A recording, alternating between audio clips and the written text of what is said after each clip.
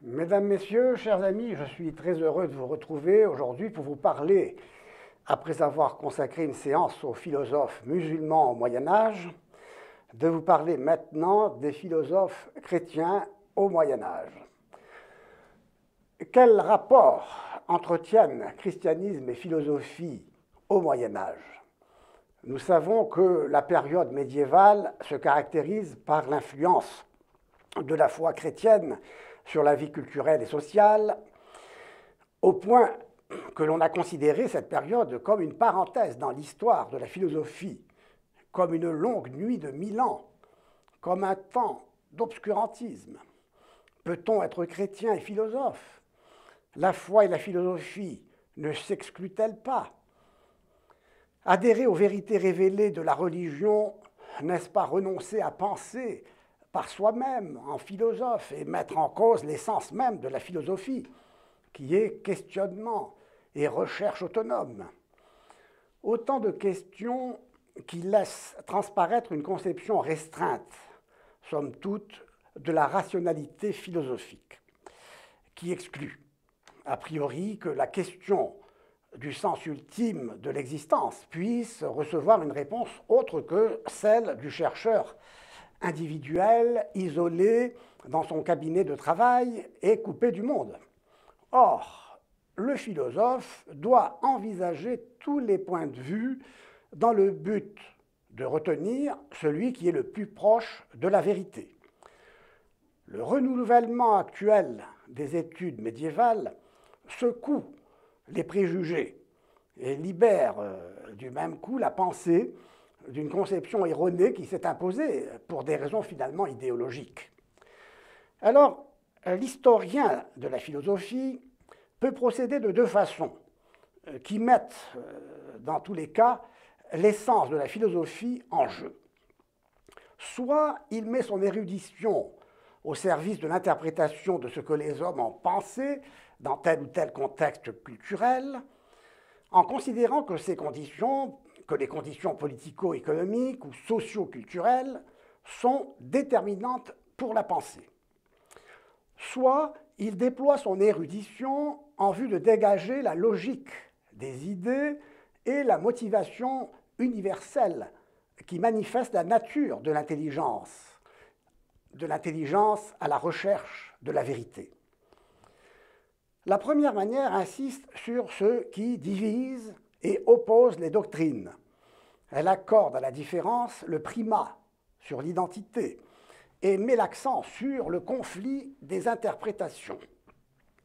Les adeptes de cette méthode étudient prioritairement la philosophie pratiquée dans les marges, par exemple la philosophie pratiquée par les femmes, celle pratiquée par les hérétiques, celle pratiquée par telle classe déterminée par ses mœurs ou ses goûts culinaires, ou tel comportement, etc. Il s'agit de multiplier les points de vue au risque de se perdre dans un chaos d'incertitudes. Mais cette tendance historiciste oublie qu'elle est elle-même un point de vue, un parti pris et une interprétation de plus de l'histoire de la pensée et s'expose à donner une importance disproportionnée à ce qui n'en a pas et en accorder aucune à ce qui en a. Tel est le risque couru par ceux qui expriment, comme c'est souvent le cas, une allergie à toute trace de dimension religieuse de l'existence humaine et excluent par ailleurs résolument toute approche métaphysique. Il renvoie ainsi dos à dos christianisme et philosophie et écarte de manière systématique l'apport du christianisme et de la philosophie, de la métaphysique, à la pensée. Et ils excluent donc les philosophes médiévaux. Or, l'apport de ces philosophes, nous le verrons, s'est enrichi dans un dialogue continu et maintenu avec les philosophes musulmans, les philosophes juifs, et même ils ont contribué de cette façon à l'approfondissement de la pensée philosophique. Donc tout ce que l'on vient de dire permet de distinguer les historiens qui mettent en avant les divisions, les oppositions, les heurts et les conflits entre les doctrines, comme font, pour les citer, et en particulier donc pour la période médiévale, les historiens Paul Vigneault en France, Kurt Flasch en Allemagne, dans le lignage desquels s'inscrit Alain de Libera. Et il y a aussi les historiens tels Étienne Gilson, ou entre autres, pour ne citer que Serge Thomas Bonino, qui mettent l'accent sur les points communs, les convergences et l'unité thématique des doctrines, afin d'en dégager l'esprit commun qui les anime. Et ce procédé a mon assentiment dans la mesure où il est plus conforme au mouvement naturel de l'intelligence, qui est de distinguer pour unir. Il faut noter également que la neutralisation postmoderne, car c'est de cela qu'il s'agit, cette neutralisation postmoderne du christianisme coïncide avec la tentative de dépassement de la raison et la remise en question de la métaphysique elle-même, qui est la pointe de la philosophie. Ainsi, métaphysique et christianisme sont écartés d'un revers de main et la pensée est livrée au jeu stérile de l'interprétation. Elle s'enferme dans le langage que Ferdinand de Saussure définissait comme un système de signes. Tout est langage. Les mots renvoient aux mots, non aux choses. Et le discours renvoie au discours. Penser devient traduire, c'est-à-dire traduire un système de signes dans un autre système de signes. Tout est interprétation. Et les interprétations se multiplient comme autant de points de vue, de sorte que l'on finit par ne plus savoir de quoi et d'où l'on parle. Force est de constater que la pensée post-chrétienne aboutit à une impasse. Cette impasse nous invite à relire l'histoire de la philosophie au Moyen-Âge à la lumière précisément du christianisme, de la foi. Et nous verrons alors dans quelle mesure le christianisme contribue à rendre la philosophie à elle-même.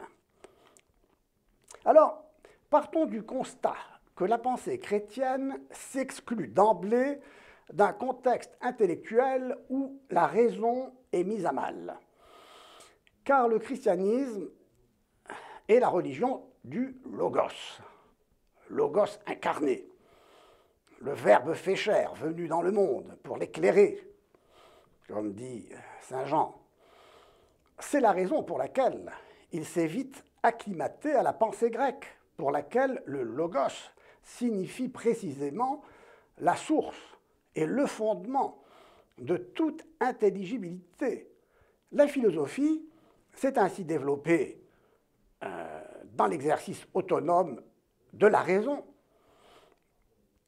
La pensée médiévale n'a fait que prolonger le questionnement naturel de l'intelligence humaine, tel que les philosophes grecs l'ont développé avec un inégalable génie. Et ils y ont ajouté la lumière de la foi dans les vérités révélées. Ces vérités révélées, loin d'obscurcir la raison, nous le verrons, ont enrichi de questions nouvelles la réflexion.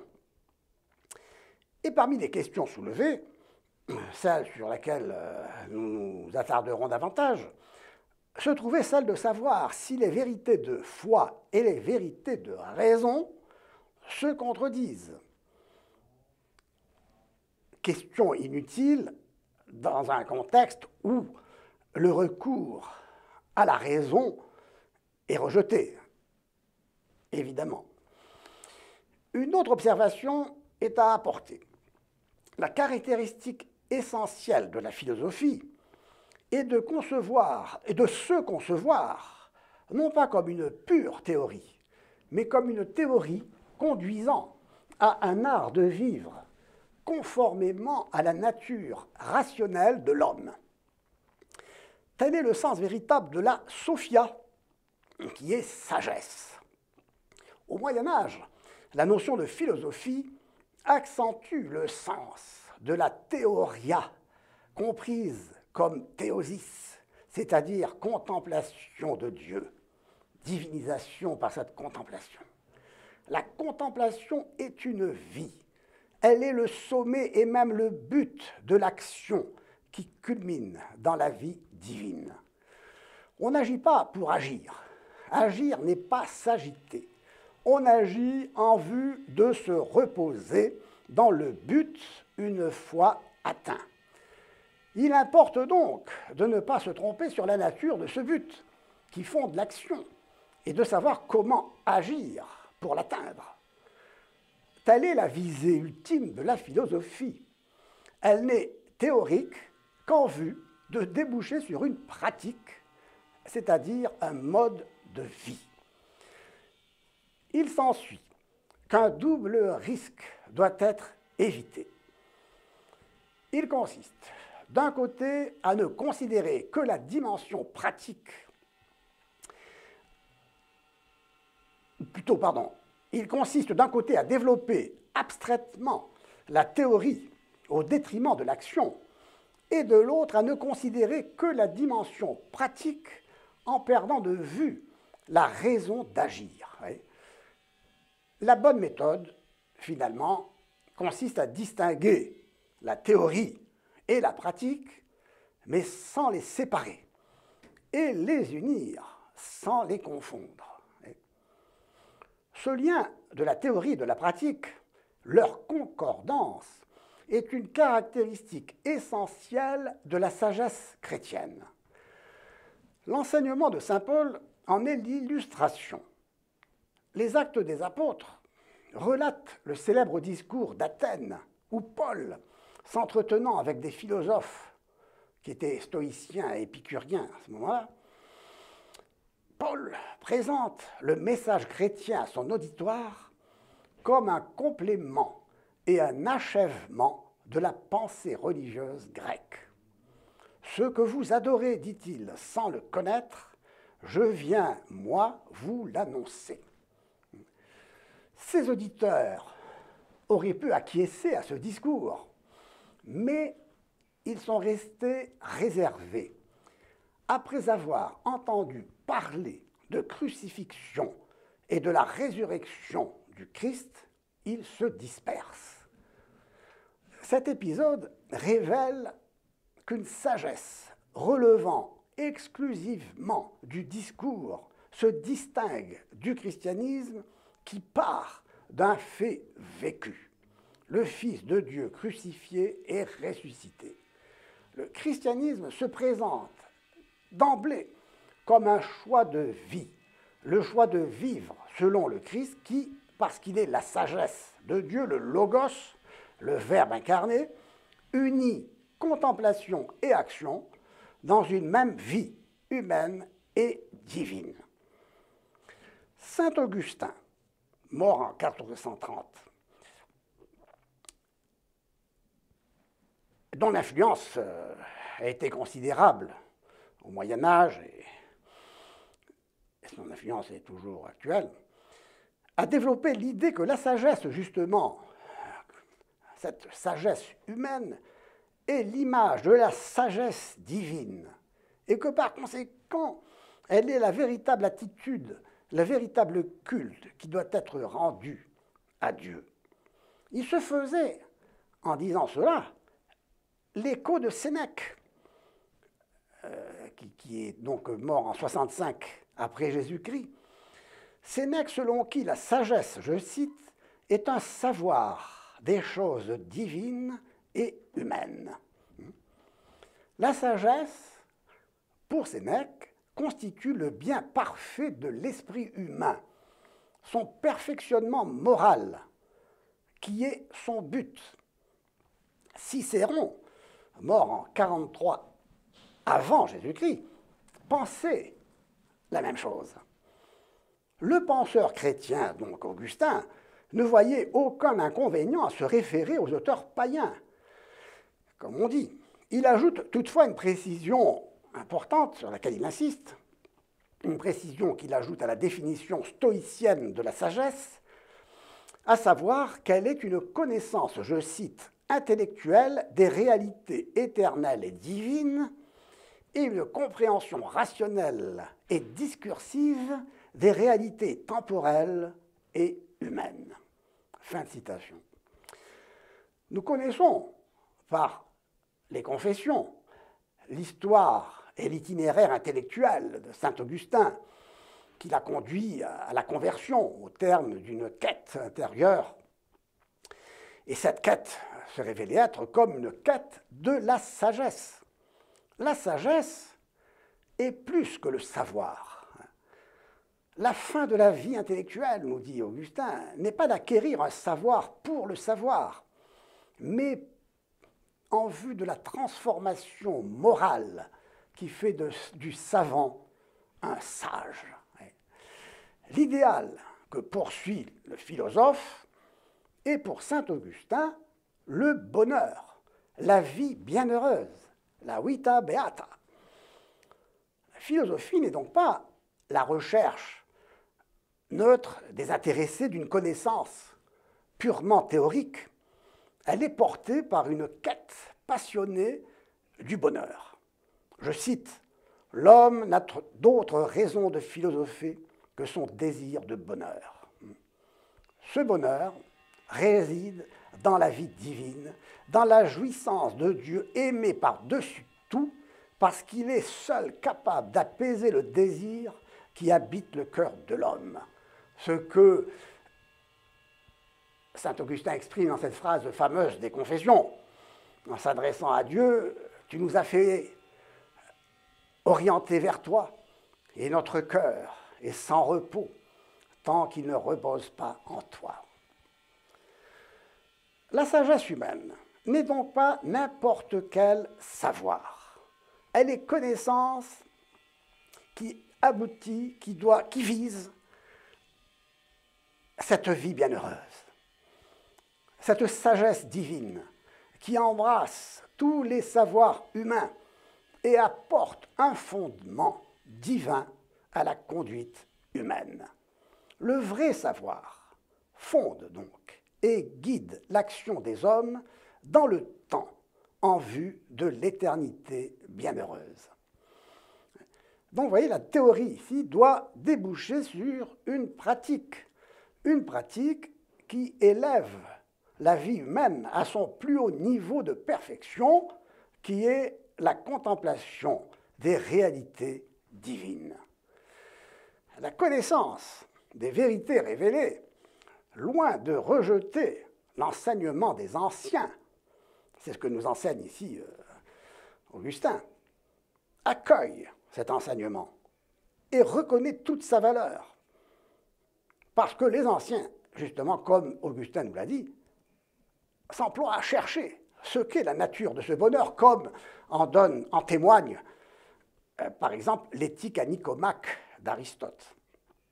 Ainsi, les penseurs chrétiens reprennent les 4 vertus cardinales de la philosophie grecque, la tempérance, ou la modération, le courage, ou la force, la justice, et la sagesse, ou prudence, auxquelles vertus s'ajoutent les 3 vertus théologales, la foi, la charité, l'espérance.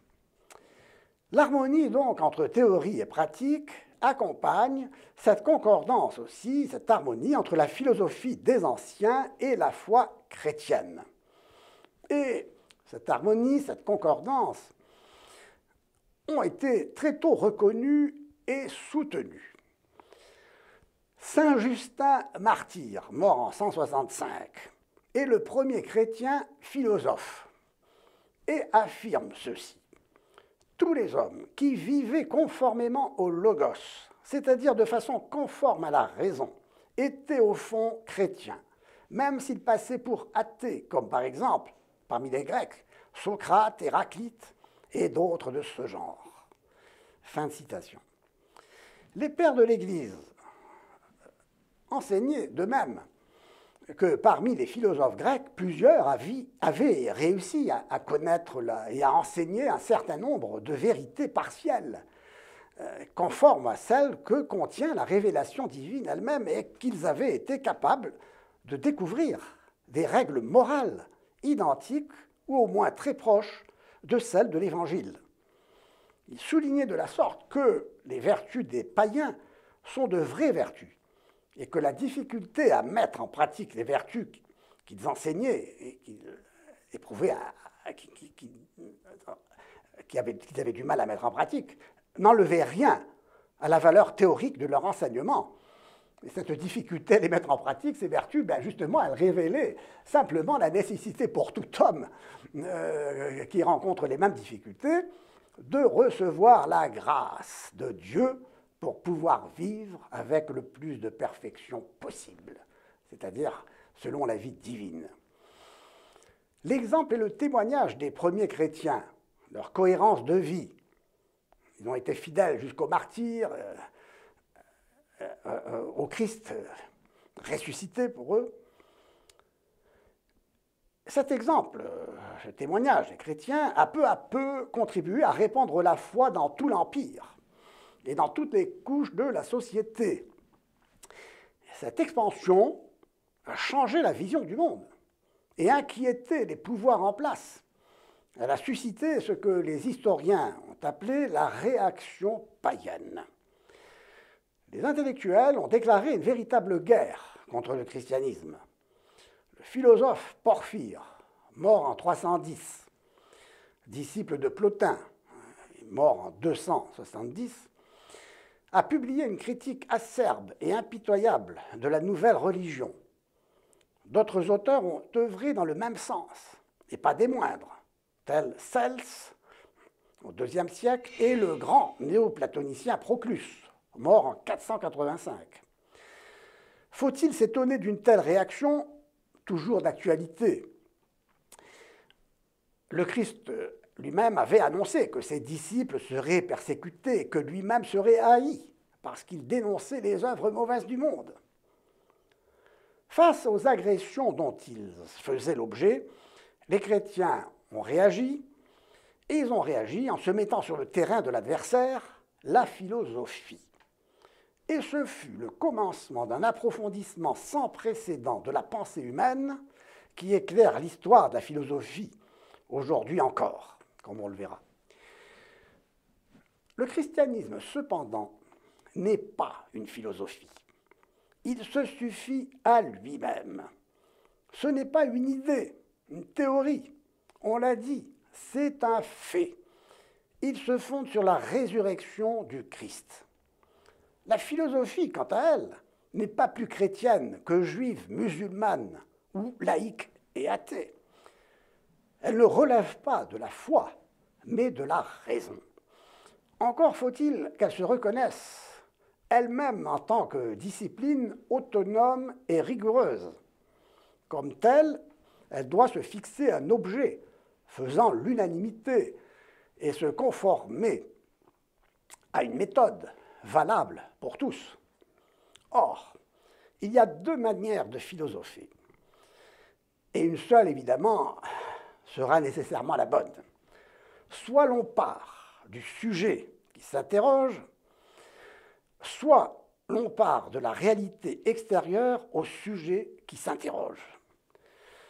Dans le premier cas, le sujet s'interroge sur lui-même et s'éprouve comme pensée de soi. Tel est le sens du « je pense, donc je suis » de Descartes. La pensée renvoie à elle-même. Elle se fonde sur elle-même. Le moi se replie sur la représentation de soi et se ferme définitivement au réel. Toute certitude dans cette perspective est subjective. Or, la philosophie ainsi entendue est précisément ce qui a été remis en question au XXe siècle, entre autres par la phénoménologie créée par Husserl et en particulier Heidegger. Le point de départ de l'autre façon de philosopher est la réalité. la réalité en tant que réalité, ou comme dit Aristote, l'être en tant qu'être, ce qui est en tant qu'il est. Telle est la définition que le Stagirite donne de la philosophie. Elle est la science de ce qui est en tant qu'il est. L'objet de la philosophie n'est donc pas ce qui est pensé en tant que pensée, car la pensée, c'est-à-dire l'exercice de l'intelligence, s'éveille à elle-même au contact du réel, qui se présente de l'extérieur au sens. La connaissance de notre intellect dérive donc tout entière des sens. Ce que nous pouvons connaître, nous le connaissons par le moyen des sens avant de le connaître par le moyen de l'intellect. L'objet de la philosophie est donc ce qui est en tant que réel, la réalité qui se présente au sens de l'extérieur. Non la réalité en tant que pensée, ni la réalité non plus en tant que vivant, car le vivant est l'objet de la biologie, ou la réalité en tant que mouvement, qui est l'objet de la physique. L'objet de la philosophie est la réalité en tant que réalité, l'être en tant qu'être. Pour vivre, en effet, il faut être, et il faut être pour se mouvoir. Il s'ensuit que philosopher, en vérité, consiste à savoir ce qu'il en est de la réalité des choses, non ce que les hommes ont pensé. On peut penser en effet à une licorne, et la définir même, mais la licorne n'existe pas. La philosophie ne commence vraiment qu'en s'étonnant que le monde soit. Que le monde soit, voilà ce qui étonne, émerveille et éveille l'intelligence à elle-même.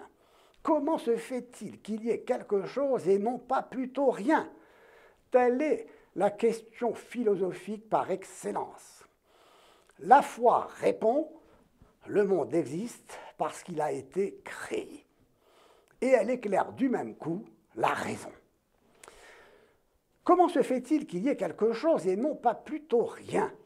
Ce questionnement est intemporel et né d'une évidence, à savoir que tout naît et périt, et que tout devient toujours.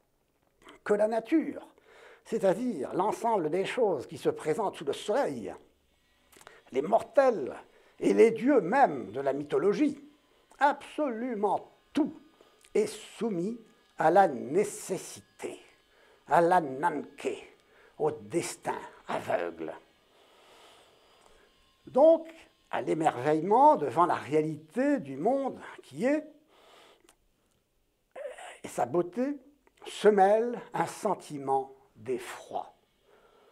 Face à ce constat, les Grecs ont développé un sens tragique de l'existence. Qu'importe en effet l'homme qui sait qu'il va mourir, de savoir que le monde est composé de 4 éléments ou d'une multiplicité d'atomes.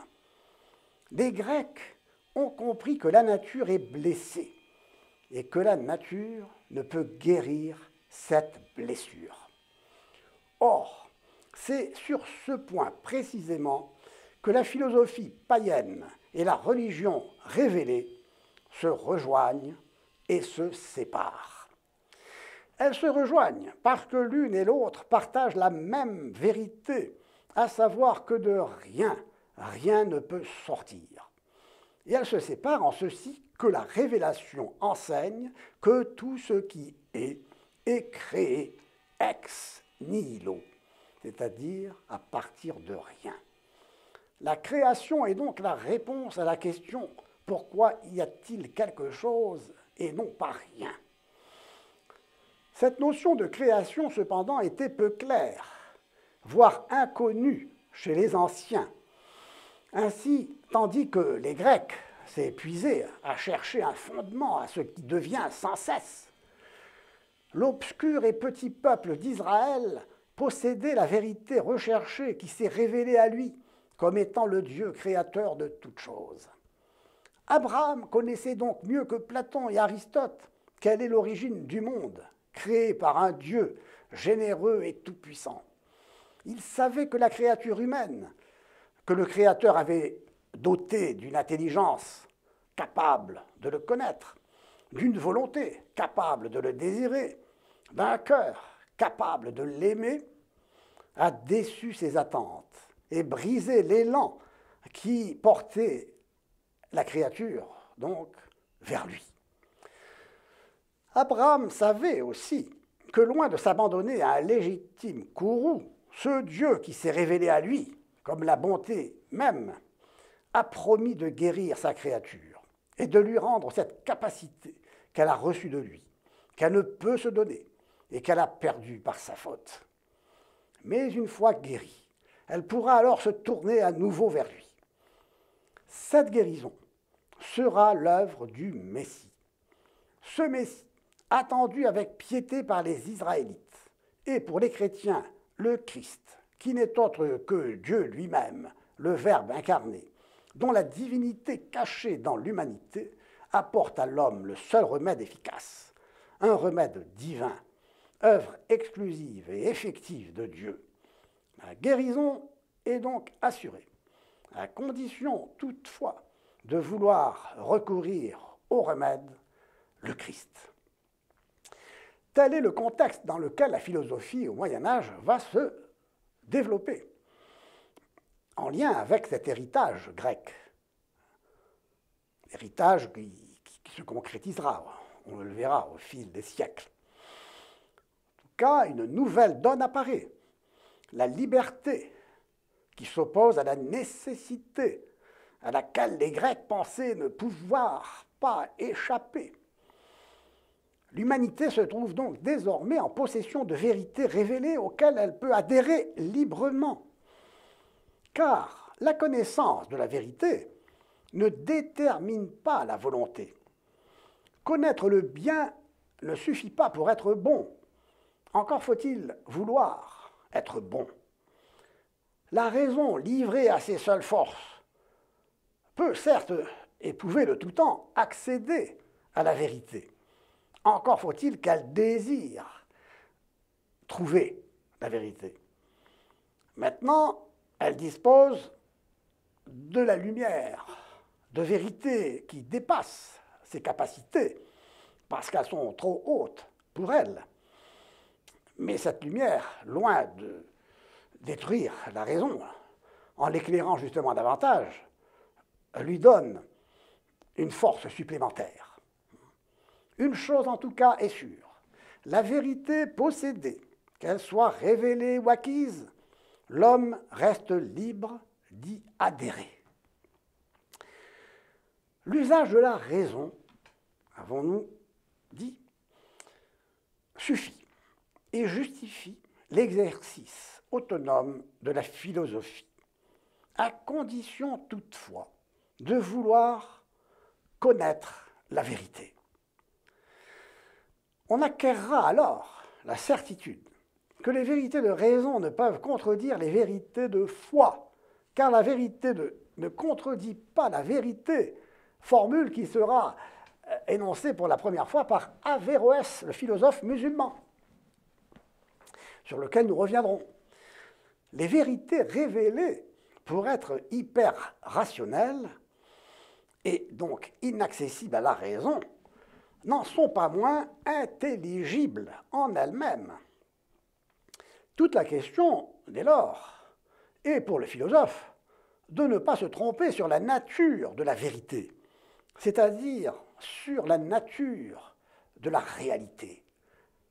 Car la vérité est l'accord de l'intelligence avec la réalité des choses où elle n'est pas.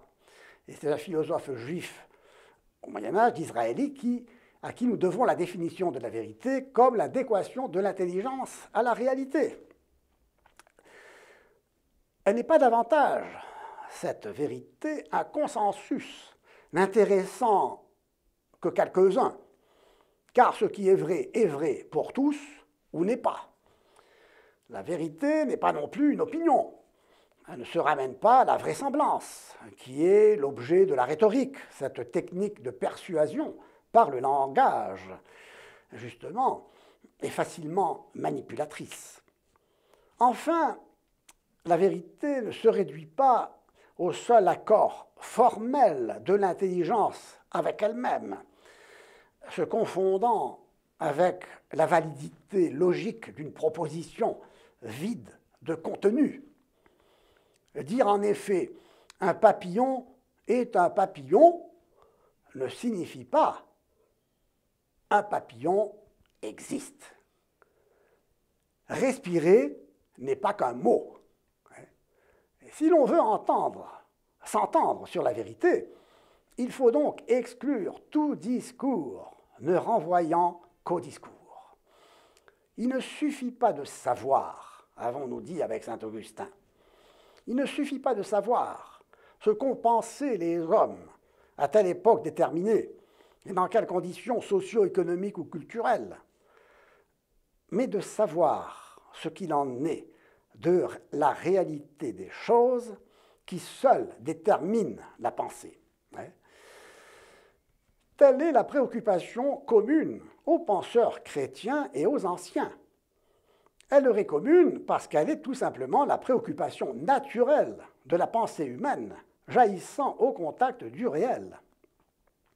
Ce qui est, nous l'évoquerons, nous y reviendrons, le grave problème auquel se heurte la philosophie au XXe siècle. L'intelligence authentiquement philosophique présente donc un terrain commun aux croyants et aux non-croyants, un terrain qui est donc propice au dialogue. Ce dialogue, nous y avons fait allusion, ce dialogue au Moyen-Âge existait bel et bien. C'était un dialogue entre chrétiens, juifs et musulmans, entre croyants et incroyants. Saint Anselme écrit ceci, qui témoigne de ce que nous disons. Les incroyants cherchent une raison parce qu'ils ne croient pas, et nous parce que nous croyons. Mais un et le même, ce que nous cherchons, c'est la même chose que nous cherchons. C'est-à-dire qu'il est admis que tous cherchent la vérité. Ainsi, ce qui est à croire ou à ne pas croire suppose un recours, suppose la rationalité, recours à la rationalité. Il s'agit de comprendre pour croire et de croire pour comprendre. La preuve n'évacue pas le mystère. Et le mystère ne relève pas de l'irrationnel, de l'absurde, mais de l'hyper-rationnel. Foi et raison ne sauraient donc s'opposer. Donc la formule « je crois parce que c'est absurde » est sujette à caution. On a prêté cette formule à Tertullien, mais à vrai dire, elle n'est pas de lui. Nous y reviendrons. Donc si foi et raison s'opposaient, il ne serait question ni de foi ni de raison. Tel est le sort des gnosticismes qui confondent le salut et le savoir, la gnose, et des scepticismes qui renoncent et au salut et au savoir. Les uns cherchent le salut dans un savoir culminant dans le savoir-faire technique, donnant l'espérance d'un dépassement de l'homme par l'homme. Les autres pensent dépasser l'homme en dépassant le savoir en direction d'une ignorance sacralisée qui va déboucher sur une mystique nihiliste. Dans un cas comme dans l'autre, l'homme se dépasse en se détruisant. Le salut est perdition. Or, l'expérience enseigne que le rejet de la raison entraîne conflit et violence. Il consomme la rupture de toute forme d'échange et de dialogue.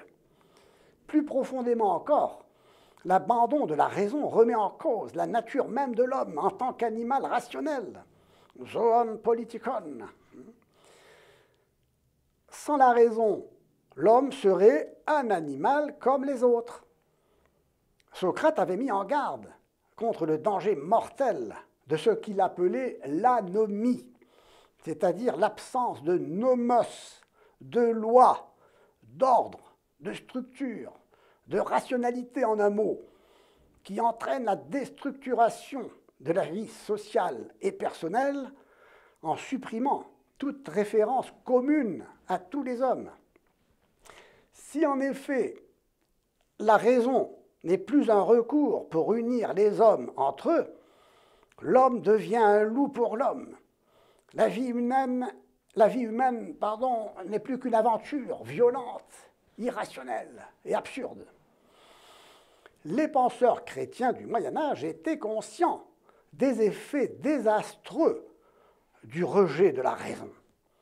Et le XXe siècle en a fait l'expérience. En dépréciant la raison,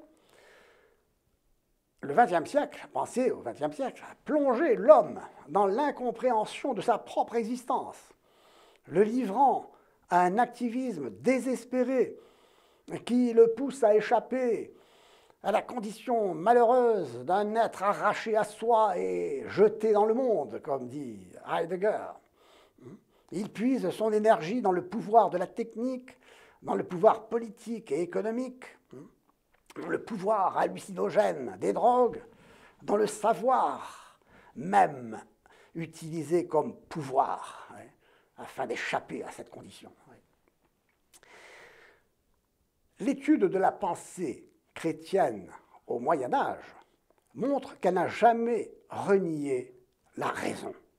Ou plutôt la raison, ou plutôt la pensée au Moyen Âge n'a jamais renié la raison parce que elle se référait, elle baignait dans cette foi chrétienne, cette religion du Logos. Il faudra cependant, et l'heure arrivera, il faudra attendre Luther, mort en 1546, pour que la haine de la raison, cette prostituée du diable, comme dira Luther, oppose le christianisme à son essence. Car l'essence du christianisme regarde la sagesse philosophique comme l'œuvre parfaite de la raison, perfectum opus rationis, qui conduit à la compréhension de ce en quoi et pourquoi on croit. La raison a chez les penseurs chrétiens au Moyen Âge une valeur et une portée plus riches que la conception étroite que s'en font un Descartes ou un Spinoza, qui la réduisent au rôle réducteur de la raison scientifique, de la raison calculatrice. En vérité, et il faudra y revenir, le rejet de la raison opéré au XXe siècle signifie en vérité la condamnation du mauvais usage de la raison, celui des rationalistes de la modernité, de la philosophie de la subjectivité, qui ramène tout ce qui est réel au rationnel et tout ce qui est rationnel et tout ce qui est réel au rationnel, au calcul scientifique, qui réduisent tout au calcul scientifique, c'est-à-dire qui réduit la réalité des choses au quantifiable, au mesurable, qui réduit la réalité à une représentation conceptuelle et vide, en un mot qui conduit à un oubli de l'être. Mais ce rejet de la raison, aussi légitime qu'il paraisse, ne sera pas remplacé par un bon usage de la raison. La condamnation du mauvais usage de la raison réduite au calcul, disons, ne justifie pas le rejet de toute forme de raison, l'usage de la raison. Bon, je ne vais pas développer ce point, je m'y suis attardé ailleurs, mais il est important de le souligner. Le rôle de la philosophie dans le christianisme, à la lumière de tout ce que nous venons de dire, est devenu très vite un bien commun, et dès l'époque patristique. Les pères de l'Église montrent que la pensée chrétienne peut recourir à la tradition philosophique grecque tout en intégrant les exigences doctrinales de la révélation chrétienne. Et on le sait, les pères se sont inspirés du platonisme, qui leur semblait le plus proche des vérités de foi. Ou plus précisément, ils se sont inspirés du moyen platonisme, qui s'est développé, diffusé au 1er et 2e siècle après Jésus-Christ. Une des caractéristiques de ce moyen platonisme est que on s'y appuie moins sur une lecture in extenso des dialogues de Platon que sur un florilège de citations choisies et tenues pour importantes. Et on utilisait donc des passages sélectionnés par les successeurs de Platon. Et c'est ainsi qu'un petit nombre de textes de Platon, toujours les mêmes, étaient repris et comparés avec les textes de la Bible, comme par exemple ce passage fameux du Timée de Platon, pas, je cite, « Découvrir l'auteur et le père de cet univers, c'est un grand exploit. Et quand on l'a découvert, il est impossible de le divulguer à tous. » Citation, fin de citation. Ce passage a été souvent cité par les pères grecs, Justin, Clément d'Alexandrie, Origène, et par les pères latins, comme Tertullien. Et tout se voyait dans la conception platonicienne du démiurge, l'affirmation que le monde a été créé par Dieu. C'était une confirmation, c'était une rencontre des anciens et de la Bible.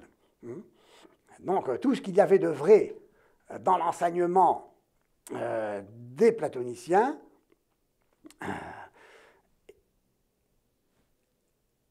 révélait en quelque sorte que, disons, cet enseignement ne pouvait pas contredire, ne contredisait pas la Bible, qui révélait que le monde a été créé par Dieu. Mais évidemment, ces vérités atteintes par la philosophie étaient des vérités partielles, tandis que la vérité entière se trouvait dans la Bible.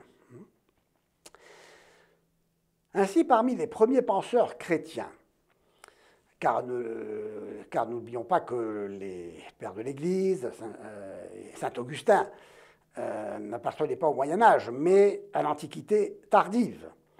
Et le premier philosophe, qu'on appelle le dernier des Romains et le premier des médiévaux, Séverinus Boès, mort en 524, est aussi un témoin de l'importance accordée à la pensée des anciens pour la pensée chrétienne. Il est l'auteur d'une œuvre fictive qui a eu un grand retentissement, un grand succès, dirait-on, intitulée « De la consolation de la philosophie ». Cette œuvre est une illustration de l'interaction entre la philosophie, entre la réflexion théorique et l'éthique vécue. La philosophie est personnifiée, est en dialogue avec Boès. Elle personnifie la sagesse morale qui vient le consoler en prison où il avait été jeté par l'empereur Théodoric. Je passe ici sur l'histoire, on n'a pas le temps. Cette œuvre enseigne de manière symbolique le rôle déterminant de la philosophie qui permet de mieux vivre, de garder courage et de rester inflexible dans l'épreuve, même devant la mort. Et grâce à elle, les philosophes éminents se sont élevés à un certain niveau de perfection humaine, nous dit Boès. L'accord de la théorie et de la pratique se fait l'écho de l'accord de la raison et de la foi, de la philosophie et de la révélation. Dans son traité sur la Trinité, Boès montre que le contenu de la foi est fondamentalement accessible à la raison.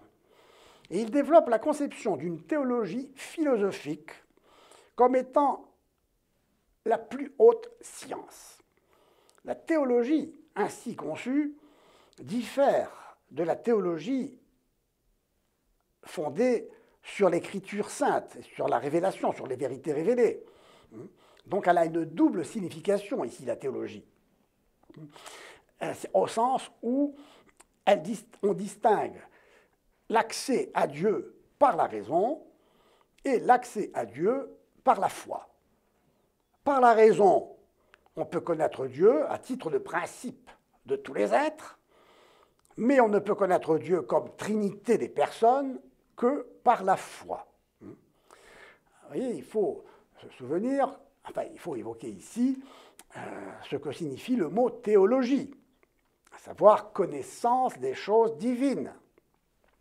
Il désigne, en un premier sens, la partie de la philosophie qui étudie le premier principe de tout ce qui est, qu'on appelle Dieu. Et dans ce cas, donc, on parle de théologie naturelle ou rationnelle. C'est la théologie des philosophes, la métaphysique, finalement.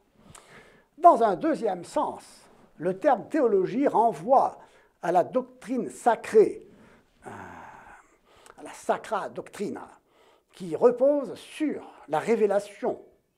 C'est la théologie des pères de l'Église. Enfin, troisième sens, la théologie signifie la science que les bienheureux ont de l'essence de Dieu, qu'ils voient face à face.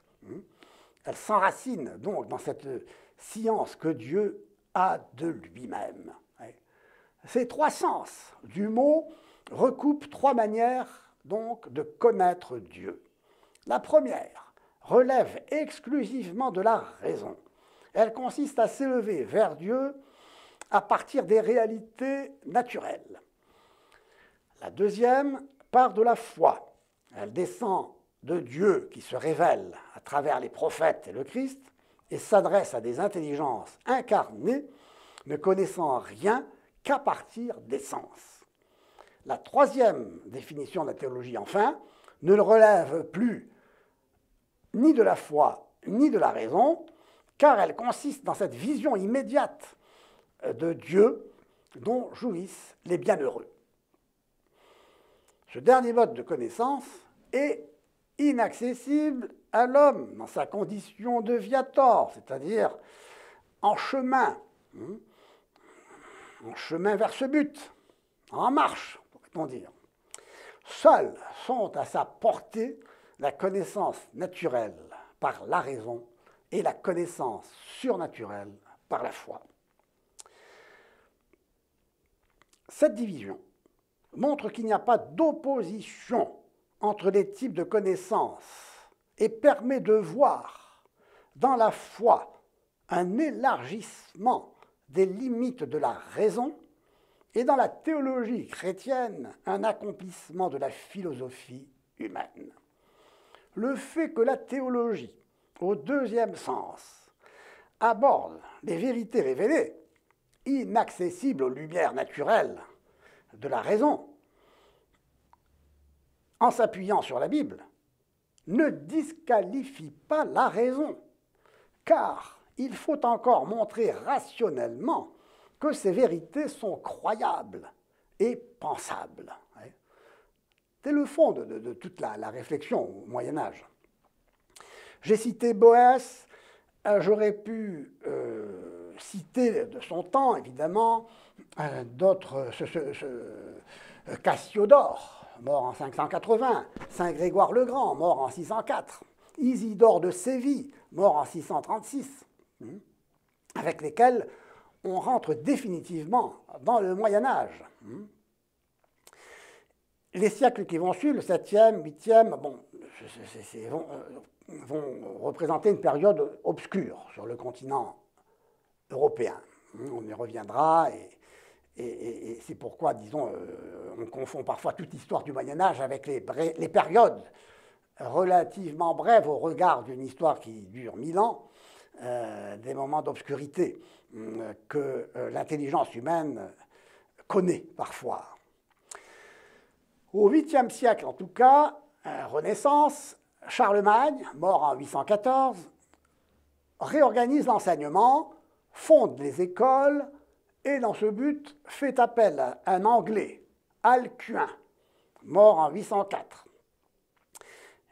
Dans sa grammaire, Alcuin s'inspire de Boès en identifiant la philosophie avec les 7 arts libéraux comparés aux 7 colonnes du temple de la sagesse. Ainsi, je cite, « La grâce de Dieu aidant, je vous montrerai les 7 degrés de la philosophie. Ces degrés sont la grammaire, la rhétorique, la dialectique, c'est le trivium, puis l'arithmétique, la géométrie, la musique et l'astrologie, le quadrivium. Car c'était sur les 7 disciplines en question que les philosophes se penchaient sans cesse en y consacrant leur travail et leurs loisirs. Il ne faut donc pas mépriser le savoir contenu dans la littérature païenne.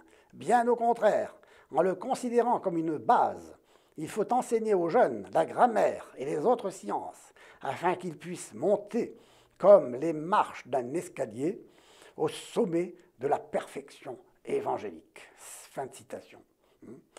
Donc, comme on le voit ici, cette idée qui va être reprise sans cesse montre que la philosophie,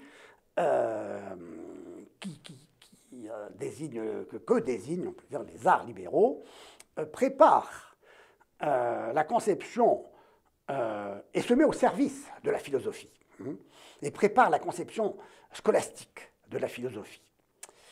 Bon, je passe ici sur la description du trivium et du quadrivium pour passer directement à un autre grand philosophe qui apparaît au IXe siècle, Jean Scott Erigen.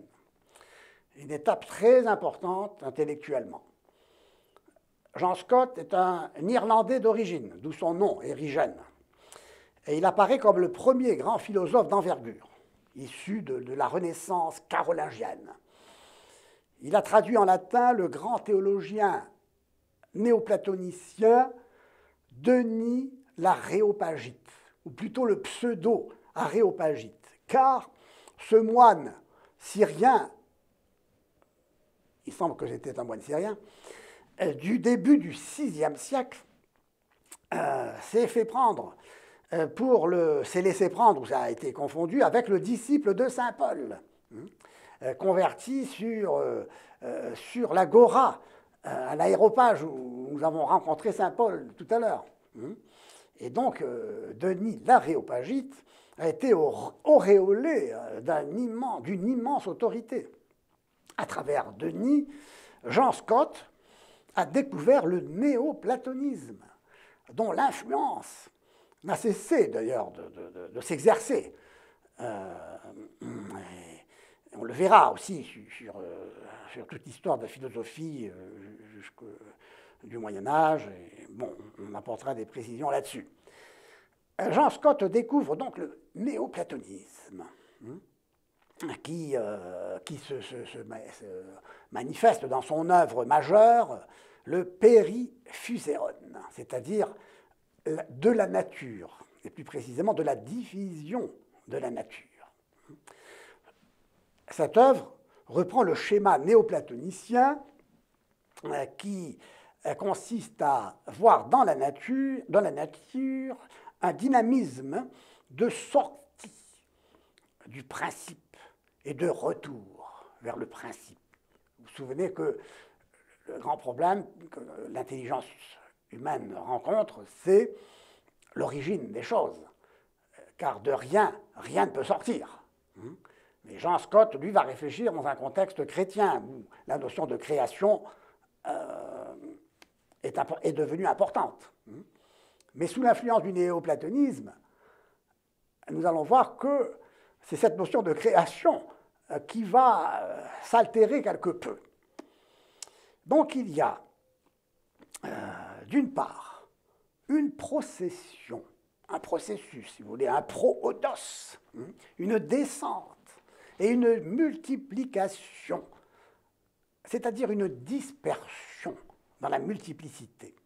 Et d'autre part, un retour, une remontée, une conversion une épistrophée qui va dans le sens de la réunification. Tous les êtres dérivent de Dieu et dans un premier temps apparaissent les causes primordiales. Dans un deuxième temps, les effets de ces causes primordiales. Ces causes primordiales, pour Scott, sont les êtres créés et ils sont créateurs. Il fera des distinctions entre Dieu comme étant qui n'est incréé et créateur, et les idées, ces causes primordiales, comme étant créées. Ces êtres sont à la fois créés et créateurs. Il fera 4 divisions sur lesquelles, bon, je ne veux pas trop insister parce que nous n'avons pas beaucoup de temps. Donc ces êtres créés correspondent aux idées qui de toute éternité ont été créées par le Père dans l'acte même de la génération du Fils, du Verbe, de l'intellect. Et elles ont donc toujours existé et sont coéternelles à Dieu, mais sans se confondre avec Dieu, car elles sont dans un état, si on peut dire, virtuel, de dépendance par rapport à Dieu. Elles sont une en lui et virtuellement multiples hors de lui. De même que le centre du cercle contient tous les rayons dont il est le point de départ. Ou de même, autre exemple donné, que l'embryon contient déjà tous les membres qui, en se développant, constitueront le corps de l'adulte. La question sera alors de savoir comment les idées qui sont des créatures peuvent subsister en Dieu et faire un avec lui, car il est entendu que ce principe d'où tout sort et tout retourne, c'est l'unité pure et nue du néoplatonisme. N'est-ce pas donc abolir toute distance entre le Créateur et les créatures? Si Dieu est tout en tout. Si Dieu est tout, et tout est en Dieu. C'est pourquoi on a reproché à l'Érigène, donc à l'Irlandais, de verser dans le panthéisme. La notion de création, en effet, désigne une action productrice qui implique une différence radicale entre la cause et l'effet. Or, pour Jean Scott, la création apparaît comme une auto-manifestation de Dieu, c'est-à-dire une théophanie. La création en Dieu des causes primordiales que sont les idées créées et créantes, et dit Jean Scott, comme une auto-création de Dieu. Donc au début, Dieu est néant, non créé, et créant. Il est unité pure et nue, au sens où il n'est rien de déterminé. Il est le non-être de l'unité pure et nue qui va s'expliciter dans ses idées en s'intelligeant, de sorte que Dieu se donne l'être en s'intelligeant, en se saisissant comme dans les idées. De même que la lumière n'apparaît au regard qu'à partir du moment où elle se pose sur un corps opaque, de même notre esprit ne peut se connaître tant qu'il ne pense à rien. Il n'apparaît qu'en pensant. De la même manière, Dieu prend conscience de lui-même et se contemple dans les idées. Vous voyez que cette doctrine, on peut la retrouver dans cette expression « je pense donc je suis », si on l'interprète avec prudence. Et elle va jouer un rôle important au cours de toute l'histoire de la pensée médiévale et au-delà. Faute de temps, je ne ferai allusion que au relais important que représente l'œuvre de Jean Scott, qui va transférer, si on veut, la pensée néoplatonicienne qui va se retrouver sous des modalités différentes dans l'œuvre d'un Maître Eckhart et de Nicolas de Cuse, et même jusque dans la philosophie de l'idéalisme allemand et chez Hegel. Nous avons développé cet aspect des choses ailleurs. La détérioration du contexte sociopolitique à la fin du IXe siècle met un terme provisoire à la Renaissance carolingienne. Une nouvelle vague d'invasion par les Normands, les Hongrois, l'expansion de l'islam, Mahomet meurt en 632, et le démembrement de l'Empire d'Occident en 888 conduisent à la féodalisation de la vie sociale. Et dans ce contexte, peu favorable à la vie intellectuelle, celle-ci trouve refuge dans les monastères, surtout après la fondation de Cluny en 908. Après les 9e et 10e siècles, au milieu du 11e, apparaissent les écoles cathédrales. Et la cathédrale, la chaire, vient de ces centres d'études urbains qui étaient sous la responsabilité de l'évêque et la direction d'un maître ou écolâtre, le scholasticus, d'où le nom de la scolastique la scolastique tirera son nom. Cette nouvelle renaissance montre l'intérêt accordé aux disciples profanes, les sciences et la dialectique. La question apparaît alors de savoir comment articuler la dialectique et l'intelligence de la foi. C'est la forme que prend la question des rapports entre la raison et la foi. Qu'est-ce que la dialectique? La dialectique est au sens large l'art du dialogue, l'art de poser les bonnes questions et de donner les bonnes réponses. Pour Platon, nous savons bien, le dialogue est la forme par excellence que prend la recherche de la vérité. Il est l'art même de penser, l'art de rendre raison de ce qui est. Grâce à cet art, cette technique, le dialecticien discerne au-delà des apparences sensibles les structures intelligibles du réel, les essences, les idées pour Platon, les essences des choses. Et il recourt dans ce but à la méthode de division entre les choses qui permet de voir ce qu'est l'essence propre d'un être en montrant ce qu'il n'est pas. Donc il y a des êtres vivants et des êtres non vivants. Et parmi les vivants, il y a ceux qui se déplacent et ceux qui ne se déplacent pas, etc., etc. Ainsi, l'âme s'élève peu à peu du monde sensible au monde intelligible, des idées claires et distinctes les unes des autres. Le premier philosophe d'envergure qui fera appel et qui fera usage de la dialectique est saint Anselme de Canterbury, mort en 1109 et qui est donc un de ces phares qui, comme on le voit d'âge en âge, Boès à Jean Scott Origène, jusqu'à saint Anselme, etc., se dressent souvent, disons, dans l'histoire de la pensée. Pour saint Anselme, donc, au XIe siècle, grande figure du penseur chrétien, l'usage de la dialectique apparaît en théologie. Son projet est celui de montrer l'intelligibilité de la foi. La foi appelle l'intelligence, fides quaerens intellectum. Et il se propose d'établir par la seule raison les grandes vérités de la foi.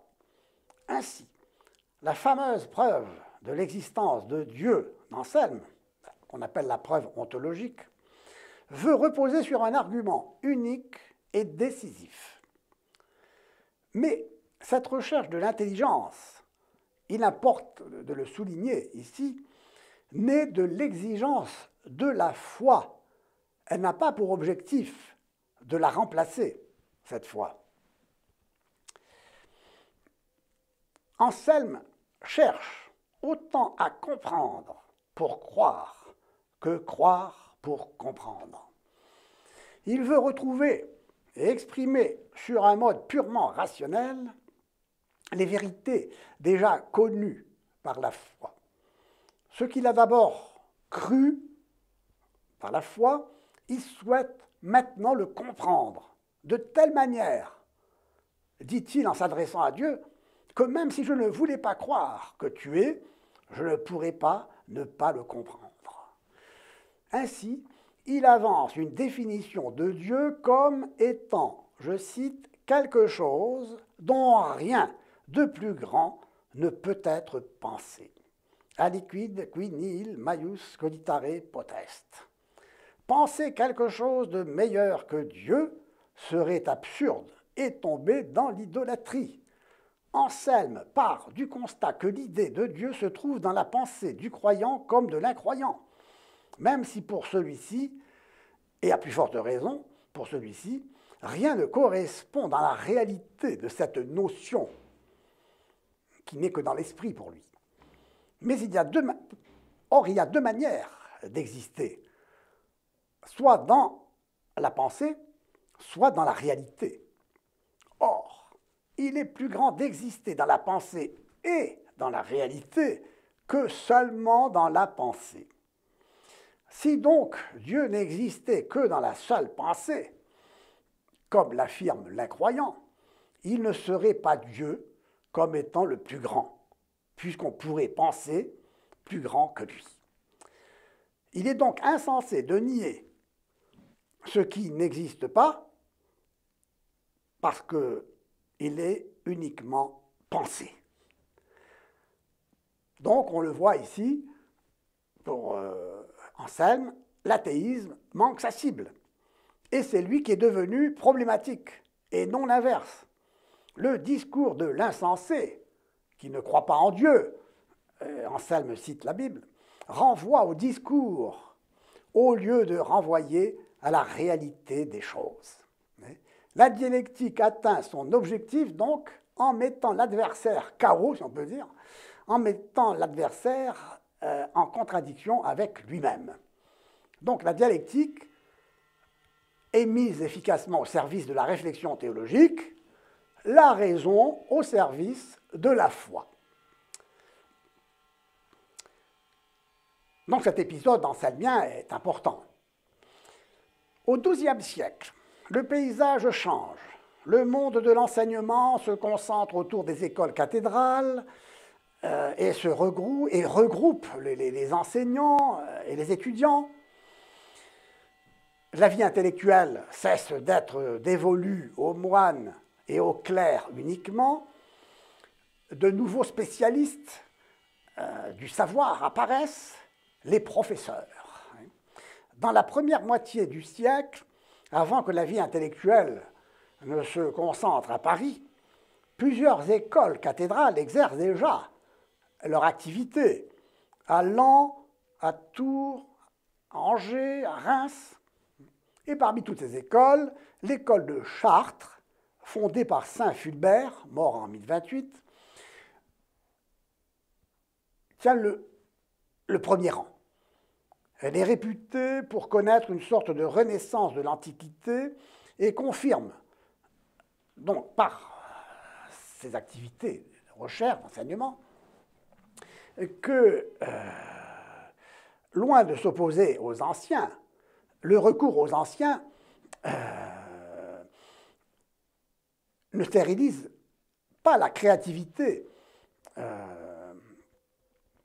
et même une source de dynamisme au service de la foi. C'est pourquoi Jean de Salisbury prête à Bernard de Chartres, mort en 1126, la formule célèbre « Nous sommes des nains juchés sur des épaules de géants. Nous voyons ainsi davantage et plus loin qu'eux, non parce que notre vue est plus aiguë ou notre taille plus haute, mais parce qu'ils nous portent en l'air et nous élèvent de toute leur hauteur gigantesque. » Fin de citation. L'auteur, à l'époque, à ce moment-là, l'auteur le plus commenté est Boès, le passeur, souvenons des œuvres de Platon et d'Aristote, dont il avait voulu traduire toutes les œuvres, mais nous n'avons que qui n'a pas pu achever son travail de traducteur, et n'a traduit que les œuvres logiques d'Aristote et de Porphyre. On ne connaissait en fait que quelques dialogues de Platon et pratiquement rien d'Aristote en dehors de la logique. En tout cas, dans ce contexte, les Chartrains ont repris la tradition platonicienne et ont essayé à nouveau de revenir sur le Timée, pour voir dans quelle mesure, justement, Platon et la pensée platonicienne, la pensée des anciens, donc symboliquement, et la pensée chrétienne, ou la pensée de la religion révélée, puisqu'il est question d'un rapport entre le Timée et la Genèse, se rejoignent en quelque sorte. Au cours de ce siècle, toutefois, à Chartres, comme ailleurs, les esprits se laissent de plus en plus tenter par la logique et l'essor de la grammaire spéculative qui se présente comme une réflexion philosophique sur les structures du langage comme figurant, comme image, comme reflétant les structures du réel. L'importance donc excessive attribuée à la logique va exercer une influence déterminante sur l'œuvre du fameux Pierre Abélard, mort en 1142, notre sommet de la pensée. Abélard commence à suivre à Tours l'enseignement de Rosselin. Bon, je passe sur les détails.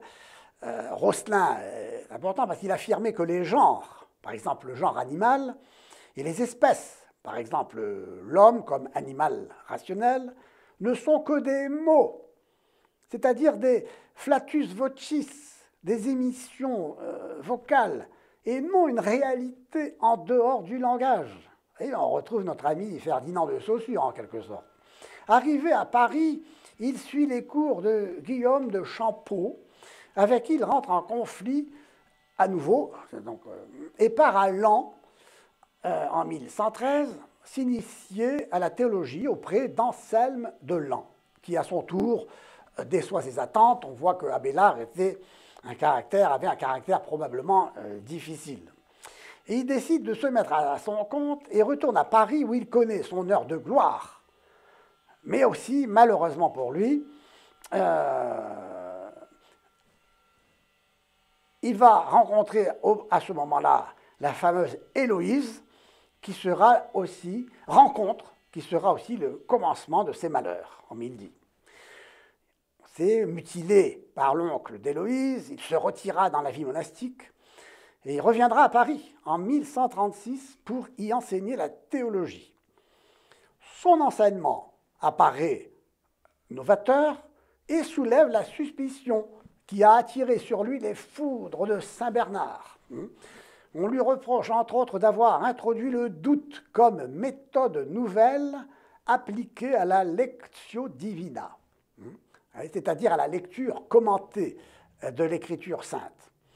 En relevant que les commentaires des pères ne s'accordent pas toujours, voire même opposent des sens différents, Abélard propose une méthode qu'il explique dans son ouvrage « Sic et non ». Elle consiste à relever les contradictions et voir que la raison principale de nos difficultés vient de ce que les mots n'ont pas toujours le même sens selon les auteurs. Et il propose ainsi certaines règles méthodologiques de critique littéraire permettant de résoudre les contradictions, c'est-à-dire Et c'est une amorce de la critique historique. Le doute méthodique et le débat deviennent le ressort de la recherche de la vérité. Et cette méthode va s'imposer en théologie, même reprise, en quelque sorte, dans les sommes de théologie, comme la somme de théologie de saint Thomas d'Aquin, qui commence toujours par les contradictions pour les surmonter. Alors, malheureusement, il me reste peu de temps et j'évoquerai avant de terminer cette première partie sur les philosophes chrétiens au Moyen-Âge que nous continuerons d'étudier dans une deuxième séance, c'est-à-dire donc la deuxième séance se consacrera à la pensée au Moyen-Âge des XIIIe, XIVe et XVe siècles. Et je terminerai sur Saint Bernard, qui est un auteur monastique, non scolastique, et qui, lui, soulignait les dangers et les limites de la connaissance, mais sans, pour autant, la condamner. Il signalait tout simplement qu'elle pouvait dégénérer en curiositas, en une vie intellectuelle coupée du réel. Mais loin de moi, s'exclame-t-il, l'idée de condamner le savoir. Toute science est bonne en elle-même, pourvu qu'elle se fonde sur la vérité. Mais saint Paul nous a avertis, dit-il, la science enfle. Dans le milieu scolaire, elle est souvent source de disputes, de jalousie, d'orgueil, d'ambition personnelle, toutes choses contraires à l'esprit chrétien de charité et d'humilité. Ce climat, comme on le voit, et c'est ce qu'il dénonce, dessert la vie intellectuelle et discrédite le monde enseignant. Donc vous voyez que la culture ici, la critique de la culture profane n'exclut pas cependant un humanisme littéraire qui va transparaître dans l'art de bien écrire et d'ailleurs dont l'œuvre de Saint Bernard est un témoignage puisqu'elle n'est pas dépourvue de beauté. Alors, je dirais quand même un dernier mot, j'espère qu'on me laissera la parole encore un moment, pour introduire quand même ce passage du XIIe au XIIIe, cette première période platonicienne du Moyen-Âge à la période aristotélicienne, on verra, en évoquant tout de même l'esprit dans lequel, le nouvel esprit qui s'oppose à la scolastique avec Saint Bernard par rapport à Abélard, à savoir l'affirmation de la primauté de l'amour dans la vie spirituelle. Ceci est très important. L'amour, dit Guillaume de Saint-Thierry, qui est le théoricien, si on veut, de cette conception, mort en 1148, l'amour, dit-il, est l'art des arts. L'art des arts, c'est l'art d'aimer. Et la puissance d'aimer est une réalité, une force qui entraîne l'âme par une sorte de poids naturel en son lieu et sa fin, je cite. L'âme tend vers le haut comme le corps entraîne par son poids vers le bas. L'amour, dit Guillaume, s'apprend naturellement, à moins que sa pureté originelle ne soit entravée par les affections bâtardes. L'amour, dis-je, s'apprend lui-même. Ouais. Malheureusement, à cause du péché, l'homme dissocie le bonheur et Dieu et se trompe sur la nature du vrai bonheur qu'il poursuit en vain parce qu'il le cherche là où il n'est pas. Cependant, l'amour ne disparaît pas. Il risque tout simplement, si on peut dire, de se corrompre. C'est pourquoi, écrit Guillaume, ayant perdu l'enseignement qui vient de la nature, l'homme égaré a besoin d'un maître humain qui, au sujet de la béatitude, cherchée naturellement par l'amour, lui enseigne par ses avis où, comment et dans quelle région et par quel chemin elle peut être cherchée. Il faut donc apprendre à aimer, et c'est ici que se rejoignent contemplation et action, théorie et pratique. Et toute la vie chrétienne consiste précisément à vivre de l'amour authentique qui est amour de Dieu, donc de la vie divine. C'est un très beau développement. Car l'origine de l'amour, dit Guillaume, est Dieu, Dieu même qui est amour. L'amour relie donc l'homme à Dieu et les hommes entre eux. Cet amour divin, purifié, a une valeur de connaissance. L'amour lui-même est intelligence. Il est vision qui procure une connaissance supérieure. Si la raison permet de connaître Dieu, elle ne va pas aussi loin que l'amour. La raison ne peut voir Dieu si ce n'est dans ce qu'il n'est pas, tandis que l'amour ne consent à se reposer que dans ce qu'il est. On sent déjà un peu des accents pascaliens dans tout cela, où le cœur a sa raison, ses raisons que la raison ne connaît pas. Et donc, nous assistons à cette fin de période à ce rapprochement entre la contemplation et l'action, la théorie et la pratique, l'amour et l'intelligence. Et le danger que j'avais signalé au début, c'est que si le rôle de la théologie monastique de Bernard, donc de Clairvaux, a été de rappeler que l'exercice chrétien de la pensée doit conduire à la pratique d'une vie spirituelle fondée sur l'amour, par l'amour seul, l'homme est capable d'une expérience directe de Dieu. Cette approche ouvre la voie à la mystique. Nous verrons cependant que la mystique prendra un tour négatif en exagérant l'incapacité de la raison à connaître Dieu. Et là, j'évoquerai Maître Eckhart et Nicolas de Cuse. Donc à connaître Dieu et allant jusqu'à sacraliser l'ignorance, la docte ignorance. On voit apparaître les signes ici d'une séparation de la raison et de la foi. D'un côté, la raison dialectique qui finira par prétendre tout expliquer jusqu'à rendre la foi inutile, et de l'autre, une foi qui renonce à la raison au nom d'une vision directe de Dieu dans l'ignorance sacralisée, mystique. Malgré les tentatives de raccrocher donc le savoir profane à la théologie et de faire de la philosophie la servante de la théologie, l'anquila theologiae, le savoir profane acquerra bientôt une autonomie qui va s'exprimer sous la forme d'une exaltation de l'étude et d'un gai savoir, pour reprendre l'expression de Nietzsche. Eh bien, au XIIIe siècle, la théologie scolastique va se trouver devant ce problème et devant la nécessité de rééquilibrer le rapport entre foi et raison, sous la pression aussi nouvelle et le renforcement d'une rationalité qui va venir de l'aristotélisme. Eh bien, nous étudierons tout cela lors de notre prochaine séance et je vous dis à bientôt.